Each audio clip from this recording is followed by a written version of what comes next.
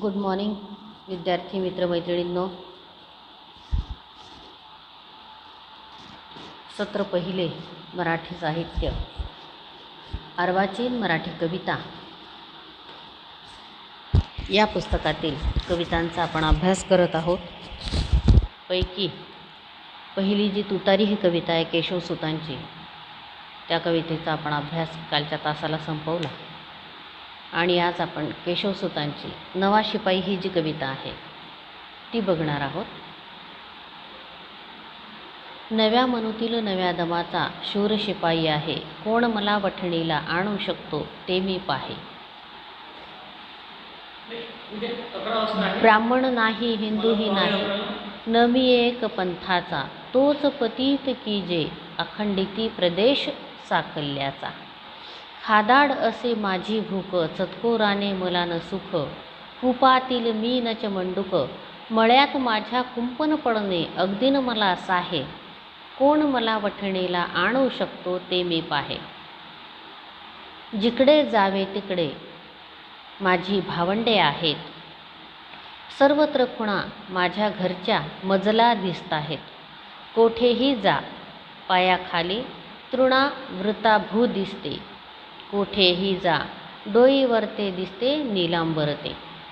सावलीत गोजेरी मुले उन्हात दिसती गोड फुले, बघता मन हर्षून डुले. ती माझी मी त्यांचा एकच ओघ आम्हातून वाहे, कोण मला वठणीला आणू शकतो ते मी पाहे. पूजितसे मी कवणाला तर पूजितसे आपणाला, आपुल्यामध्ये विश्व पाहुनी पूजी मी विश्वाला. मी हा शब्दच मजला न लगे संपुष्टी हे लोक, आणूनी तो निजशिरी ओढीती अनर्थ भलते देख. लहान मोठे मज न कळे साधू अधम हे द्वयही गळे, दूर जवळ हा भाव पडे सर्वच मोठे साधू जवळ.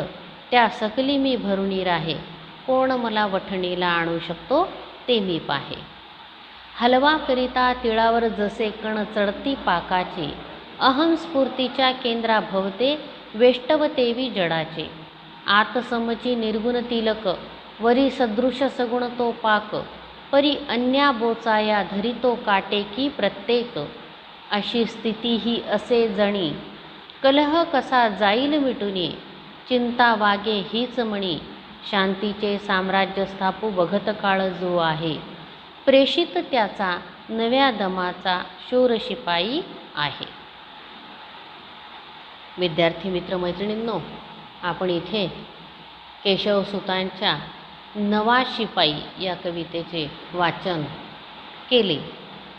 ही जी कविता आहे, खरं तर केशवसुतांच्या प्रत्येक कवितेमध्ये किंबहुना आपण असं म्हणूया की अभ्यासक्रमाला ज्या तुम्हाला नेमलेल्या कविता आहेत, तुतारी, नवा शिपाई, आम्ही कोण, या ज्या 3 कविता तुम्हाला अभ्यासक्रमाला नेमलेल्या आहेत, या कवितांचा जर आपण अभ्यास केला तर या परिवर्तनवादी विचारांनी प्रेरित झालेल्या विचारातून आलेल्या ह्या कविता आहेत. नवविचार, पुरोगामी विचार केशवसुतांच्या या 3ही कवितांमधून व्यक्त होतो. आता नवा शिपाई ही जी कविता आहे, आता इथे शिपाई, शिपाई म्हणजे कोण? रक्षण करणारा, प्रसंगी इतरांचं रक्षण करण्यासाठी स्वतःवर वार झेलणारा, असा हा शिपाई आहे. आता हा जो शिपाई आहे, हा शिपाई काही बंदुकीची तलवारीची लढाई करणारा नाही. मग हा कोण आहे? तर समाज मनामध्ये जे साचलेपण आलेले आहे, समाज मनामध्ये ज्या दृश्य अदृश्य रूपामध्ये उतरंडी आहेत, द्वेषपूर्ण विचार आहेत,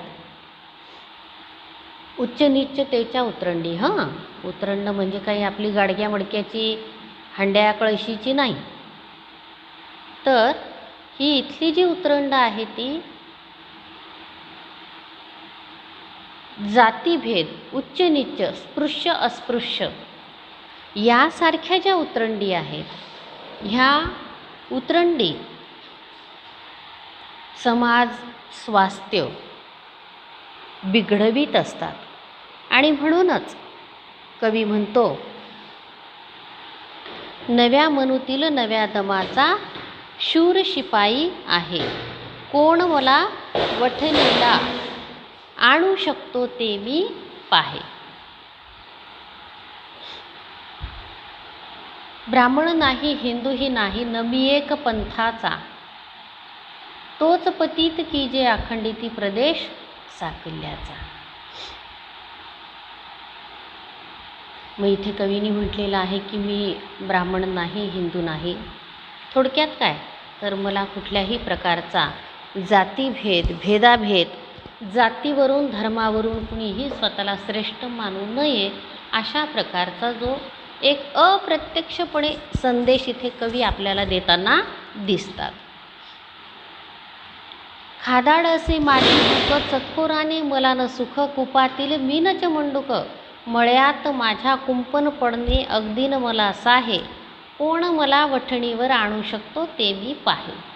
मग आता इथे कवीला जो आशय व्यक्त करायचा आहे तो आशय या प्रकारचा आहे की खादाड असे माझी भूक, चतकोराने मला न सुख. म्हणजे काय, आता इथे काही जेवणासंदर्भात कवीला मार्गदर्शन करायचं नाही, तर कवीला हे म्हणायचं आहे की मी केवळ स्वतःपुरता सुरक्षित राहून सुखी राहून मला ते जमणारं नाही. तर मला काय वाटतं, मी जसं सुखी आहे, समाधानी आहे किंवा मी राहू शकतो, तसंच इतरांनी पण राहता यावं यासाठीची व्यवस्था मला इथे हवी आहे. गंभीर आणि गहिरा आशय इथे कवीने व्यक्त केलेला आहे, तो आपण लक्षात घेतला पाहिजे. जिकडे जावे तिकडे माझी भावंडे आहेत, सर्वत्र खुणा माझ्या घरच्या मजला दिसत आहे, कोठेही जा पायाखाली तृणावृता भू दिसते, कोठेही जा डोईवरती दिसते नीलांबरते. म्हणजे काय, ह्या सहअस्तित्वामध्ये कुठेही विरोध नाही, भेदाभेद नाही.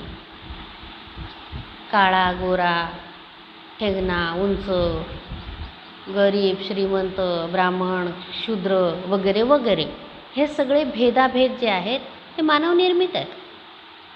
निसर्गामध्ये कुठेही भेदाभेद नाही. निसर्गामध्ये जो भेद दिसतो तो भेद पूरकतेच्या अर्थाने आहे. तिथे कुणाला कमी लेखायचं नाही, कुणाला जास्त दाखवायचं नाही. जंगलामध्ये ज्याप्रमाणे वाघही महत्त्वाचा आहे तसा ससा पण महत्त्वाचा आहे. प्रत्येकाचं अस्तित्व हे सहअस्तित्वपूर्वक आहे आणि म्हणूनच हे वर्तुळ जगण्याचं पूर्ण होऊ शकतं.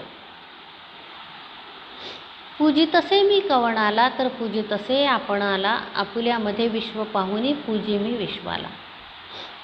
कवी म्हणतात की सर्वत्र मला माझी बांधवं आहेत असाच भाव माझ्या मनामध्ये येतो, मला कोणीही परका वाटत नाही.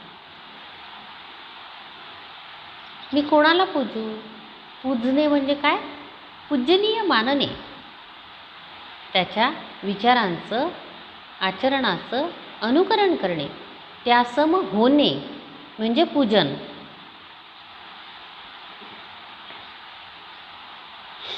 पूजनाचा अर्थ हा नाही बरं का विद्यार्थी मित्रमैत्रिणींनो.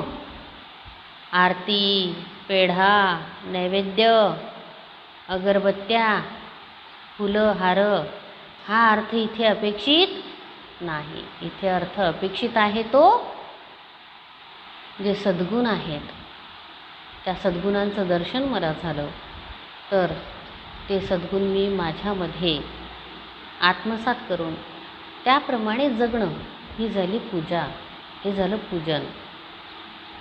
मी हा शब्दच मजला न लगे, संपुष्टी हे लोक आणूनी तो निज शिरी, ओढीती अनर्थ भलते दे, लहान मोठे मजन कळे साधू अदम हे द्वयही गळे. खूप सुंदर आशय या कडव्यामध्ये आहे की लहान मोठे मजन कळे साधू अधम हे द्वयही गळे. म्हणजे काय? मला कुणीही लहान मोठा वयानुसार मी काही भेदभाव करत नाही. मी प्रत्येकाशी सन्मानाने वागतो. मिनिमम माणूस तो कुठल्याही जाती धर्माचा, रंगाचा, रूपाचा, पदार्थ, धन काहीही त्याच्याकडे असो नसो, मिनिमम तो माणूस आहे हे बेसिक तत्त्व तर आपण लक्षातच घेतलं पाहिजे. इथे असं कवी म्हणतो आणि ते बेसिक तत्त्व लक्षात घेऊन मी प्रत्येकाशी वागतो. मग साधू अधम हे द्वयही गळे. आता हा खूप गहिरा आशय आहे, नाही का? आपल्याकडे साधू म्हटलं की लोक त्याचे पाया पडतात आणि अधम असेल तर त्याला फटके मारतात. इथे कवीला असं म्हणायचं आहे की मी हा साधू आहे आणि हा अधम आहे किंवा हा दुराचारी आहे वगैरे वगैरे, जी काही दूषणं आपण देत असतो अशी दूषणं देणं पण मला मान्य नाही. मला असं वाटतं की आपण जो अधम आहे त्याला पण वेळ दिला पाहिजे, त्याला पण अधमाला पण साधुत्वाकडे येण्याचा मार्ग आपण मोकळा ठेवला पाहिजे. हीच माणुसकी आहे असं इथे कवी सांगताना दिसतात.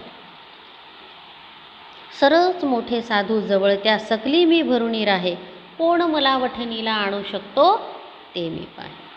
मग सर्व मोठे साधू जवळ त्या सकली मी भरुणी राहे, कोण मला वठणीला आणू शकतो ते मी पाहे. कवी म्हणतो की मला समतेचा, मानवीयतेचा पुरस्कार करायचा आहे आणि ह्या कामापासून मला कुणीही परावृत्त करू शकत नाही. हलवा करिता तिळावर जसे कण चढती पाकाचे, अहमस्फूर्तीच्या केंद्रा भवते वेष्टवतेवी जडाचे. आतसमची निर्गुण तिलकवरी सदृश्य गुण तो पाक, परी अन्याबोचाया धरितो काटे की प्रत्येक. कवी म्हणतो की ज्याप्रमाणे हलव्याला वरून काटे असतात, पण ते काटे कसे असतात? खाल्ल्यानंतर कळतं की ते गोड असतात. सॉरी, ते काटे कसे असतात? गोड असतात. त्याप्रमाणेच आपल्याला पण काय करावं लागेल? प्रसंगी अशी भूमिका, कशी भूमिका? काट्यासारखी भूमिका घ्यावी लागेल. अशी स्थिती ही असे जनी, कलह कसा जाईल मिटून चिंता वागे. हीच म्हणे. कवीला चिंता वाटते की हा काय आपल्या समाजामध्ये कलह माजलेला आहे. आपण सगळे मानव आहोत, एक जात, एक ईश्वराची निर्मिती आहोत. मग असं सगळं असताना आपण एकमेकांमध्ये इतका भेदभाव का करतो? एकमेकांप्रती द्वेषभाव का ठेवतो? हा कवीला पडलेला प्रश्न आहे. शांतीचे साम्राज्य स्थापू बघत काळ जो आहे, प्रेषित त्याचा नव्या दमाचा शूर शिपाई आहे. आता ही जी ओळ आहे, शेवटच्या 2 ओळी, ह्या शेवटच्या 2 ओळीमध्ये या कवितेचं मर्म आहे. कवी काय म्हणतात? शांतीचे साम्राज्य स्थापू बघत काळ जो आहे. म्हणजे आपल्याला जर वाटत असेल की मी शांतता प्रस्थापित करतो, मी समझोता करतो, तर नाही. कवीनी म्हटलंय शांतीचे साम्राज्य स्थापू बघत काळ जो आहे. हा जो काळ आहे हा शांतीचं साम्राज्य स्थापू बघत आहे बरं का. तुम्ही आम्ही नाही. ह्या सहअस्तित्वाची ही किमया आहे. विद्यार्थी मित्रमैत्रिणींनो, ही किमया आपल्याला समजून घ्यावी लागेल. कोणत्याही प्रकारचा आवेश टिकून राहण्याची इथे व्यवस्था नाही. तर काय? मध्यस्थ. मध्यस्थ म्हणजे काय? आवेश रहित स्थिती. प्रत्येक वेळी आवेश थंड होण्याची व्यवस्था इथे आहे. आणि म्हणून शांतीचे साम्राज्य स्थापू बघत काळ जो आहे, म्हणजे या सहअस्तित्वामध्येच असं डिझाईन इनबिल्ट आहे की इथे शांतीचं साम्राज्य स्थापन व्हावं. प्रेषित त्याचा नव्या दमाचा शूर शिपाई आहे. म्हणजे कोणाचा प्रेषित? प्रेषित त्याचा.